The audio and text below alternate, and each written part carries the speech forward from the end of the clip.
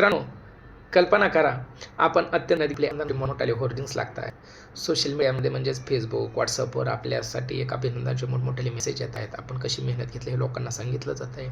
आणि अचानक एक दिवस उगवतो, की ज्या दिवशी आपल्याला समजतं, की आपण ज्यासाठी एवढी मेहनत घेतली, जे एवढं रकम घेतले, त्या पदासाठी आपण पात्रच नाही आहोत. जर मित्रांनो अशी जर एखाद्यावर परिस्थिती आली, तर खरंच याची कल्पना करवत नाही. परंतु मित्रांनो, जर केंद्रप्रमुख नियुक्तीच्या जी मर्यादित विभागीय परीक्षा झाली, या संदर्भाने जर आपण सगळ्यांनी विचार केला, तर अशी परिस्थिती निर्माण होण्याची शक्यता नाकारता येत नाही. आणि विशेषतः एक टॉपर असणाऱ्या अनेक मोठ्या लोकांवर अशी टांगती तलवार अनेक लोकांवर आहे. आणि ह्याच अनुषंगाने या सगळ्या बाबीचा मी जयंत आमटे, राज्याध्यक्ष अटल शिक्षक संघटना, या सगळ्या बाबींचा आणि शिक्षकांमध्ये चाललेली वेगवेगळी चर्चा, वेगवेगळी मतांतरे याच्या संदर्भात घातले असलेल्या याचिका वगैरे, तर ह्या सगळ्या अनुषंगाने हे जे काही मुद्दे आहेत, तर याच्या दोन्हीही बाजू सगळ्यांसमोर आणण्याचा त्या ठिकाणी एक छोटासा प्रयत्न केलेला आहे. आणि म्हणूनच आपण सगळ्यांनी जर याच्याशी संबंधित असाल तर अशा प्रत्येकाने हा व्हिडिओ नक्की सुरुवातीपासून शेवटपर्यंत काहीही स्किप न पाहावा, म्हणजे यातलं गांभीर्य आपल्या सगळ्यांच्या समोर त्या ठिकाणी येऊ शकेल. बघा मित्रांनो, जे सगळ्यात महत्त्वाचे मुद्दे आहेत त्याच्यामध्ये की सप्टेंबर 2025मध्ये त्या ठिकाणी सुप्रीम कोर्टाने TET पात्रता परीक्षा अनिवार्य केली.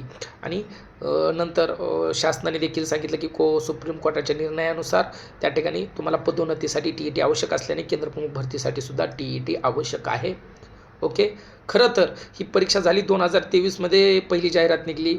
त्यावेळेस कोणताही निर्णय नव्हता, काही नव्हता, परंतु काही कारणाने ती लांबत आत्ता झाली. त्याच्यामुळं अनेक लोकांचं असं देखील म्हणणं आहे की बाबा, आम्ही अगोदर जी भरती प्रक्रिया झालेली त्याच्यामध्ये हे नंतरच्या निर्णयाचं तुम्ही लागू करण्याची आवश्यकता नाही. आणि बाकी सुप्रीम कोर्टाने म्हटलं आहे आणि शासनाने स्वीकारलं आहे आणि अनेक लोकांचं म्हणणं आहे की TET आवश्यक आहे. हा एक पहिला मुद्दा झाला. दुसरा, TETमध्ये पेपर पहिला पात्र आहेत, परंतु पेपर दुसरा पात्र नाहीत असे शिक्षक. कारण यांची जी जाहिरात आलेली आहे, जाहिरातीमध्ये स्पष्ट म्हटलेलं आहे की बाबा, तुम्ही पदवीधर शिक्षकाची पात्रता असणं आवश्यक आहे आणि पदवीधर शिक्षक होण्यासाठी TET 2 आता आवश्यक झालेली आहे. आणि त्याच्यामुळे जर फक्त TET 1 पास असेल तर असे शिक्षक देखील अपात्र होऊ शकतात, अशी देखील एक त्या ठिकाणी शक्यता आहे, नाकारता येत नाही. तिसरी गोष्ट TETच्या संदर्भात, आणि हे सगळ्यात महत्त्वाचा स्ट्रॉंग मुद्दा आहे की TETमध्ये 1 सप्टेंबरला जो निर्णय आला, त्याच्यानंतर ज्या लोकांनी परीक्षा दिल्या, TET असेल, CTET असेल, हे सगळे त्या ठिकाणी अपात्र होण्याची शक्यता नाकारता येत नाही. कारण TET झाली नोव्हेंबरमध्ये आणि त्याच्यामध्ये निकाल 1 जानेवारीच्या नंतर लागला.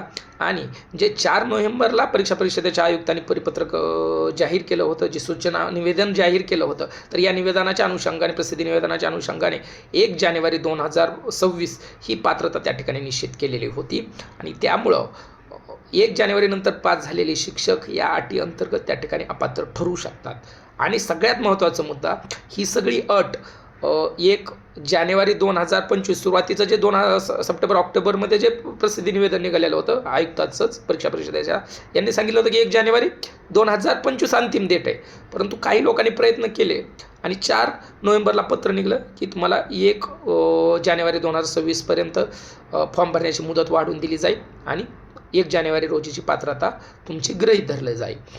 तर असं 2019 अनेक लोकांनी केलं, कारण की ते त्या कट ऑफ डेटमध्ये त्यांचे अनुभव पूर्ण होत नव्हता. मात्र मित्रांनो, याला देखील अनेक कायदेशीर बाबी अडचणी आल्यामुळे, विशेषतः यांच्या बाबतीत जर आपण विचार केला तर बघा, हे जे प्रसिद्धी निवेदन केलं ते परीक्षा परिषदेच्या आयुक्तांनी केलं. विशेषतः शासनाने कोणतंही परिपत्रक याच्या संदर्भात काढलेलं नाही, कट ऑफ डेटच्या संदर्भात किंवा याच्या संदर्भात. आणि परीक्षा परिषदेच्या आयुक्तांनी तारीख तर वाढवलीच, परंतु तारखी पहिल्याच त्यांच्या प्रसिद्धी निवेदनात जे उल्लेख केला होता की 1 जानेवारी 2025 तर डायरेक्ट 1 जानेवारी 2026 ही पात्रता त्या ठिकाणी वाढवण्याचं काम केलं, ज्यामुळं 2019 अनेक शिक्षक त्या ठिकाणी पात्र ठरले. आणि अशी शक्यता निर्माण झालेली होती की 1 जानेवारीच्या अगोदर निकाल लागला तर TETवाले देखील पात्र होतील. परंतु हे फक्त एकाच साईडचा निर्णय झाला की हे लोक पात्र झाले, पण TETवाले त्या ठिकाणी निकाल न लागू शकल्यामुळं आता ते पात्र नाहीत. परंतु मित्रांनो, सगळ्यात महत्त्वाचा कायदेशीर बाब याच्यामध्ये अशी आहे की अशी अनुभवासाठी कट ऑफ डेट वाढवण्याचा अधिकार परीक्षा परिषदेच्या आयुक्तांना आहे का? कारण की परीक्षा आयुक्तांचं काय परीक्षा घेण्याचं हे आहे, परंतु याच्या संदर्भात जी कायदेशीर सगळ्या बाबी पाळल्या गेल्या आहेत का, याच्यामध्ये जी शासनाची यंत्रणा आहे हे नियम निश्चित करण्याची, यांनी हे परिपत्रकाद्वारे शासन निर्णयाद्वारे कुठं जाहीर केलेलं आहे का, हे देखील महत्त्वाचं आहे. आणि ह्याच अनुषंगाने अनेक लोक त्या ठिकाणी असंही म्हणत आहेत की बाबा हे देखील लोक त्या ठिकाणी अपात्र त्या ठिकाणी ठरवू शकतात. ओके. आणि म्हणूनच या सगळ्या मुद्द्याच्या अनुषंगाने जर आपण आणखी बारकाईने याच्यामध्ये विचार केला तर बघा, जे TET पेपर 1 आणि पेपर 2चं तुम्हाला सांगितलं की बाबा तुम्हाला पदवीधर शिक्षकाची पात्रता आवश्यक आहे आणि बाकीचेही मुद्दे, आणि मग ह्या सगळ्या मुद्द्याच्या अनुषंगाने भविष्यात याच्यावर कायदेशीर वादविवाद निर्माण होऊ शकतात. अनेक लोक कोर्टात जाण्याच्या सुद्धा तयारी येत आहेत. आणि म्हणून या ठिकाणी याच्यावर आपल्याला त्या ठिकाणी बारकाईने विचार करावा लागेल. त्याचबरोबर याचे संभाव्य परिणाम होऊ शकतात. त्याच्यामध्ये जास्त मार्क मिळवले अनेक टॉपर असून देखील अपात्र ठरू शकतात आणि अनेक लोक कमी मार्क्स असून देखील या ठिकाणी त्यांना केंद्रप्रमुख होण्याची संधी मिळण्याची शक्यता नाकारता येत नाही. त्याच्यामुळे शिक्षकामध्ये मोठ्या प्रमाणात हे कायदेशीर आणि प्रशासकीय वाद त्या ठिकाणी येत्या काळात होण्याची शक्यता आहे.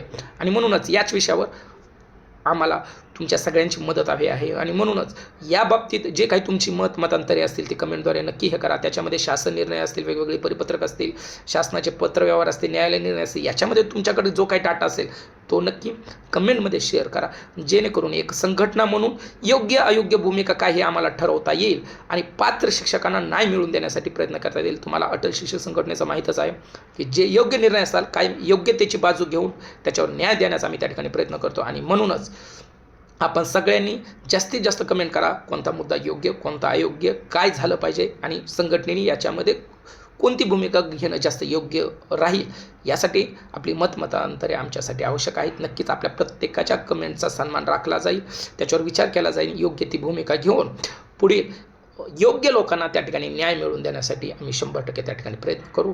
एवढं या ठिकाणी आश्वासित करतो आणि थांबतो. धन्यवाद.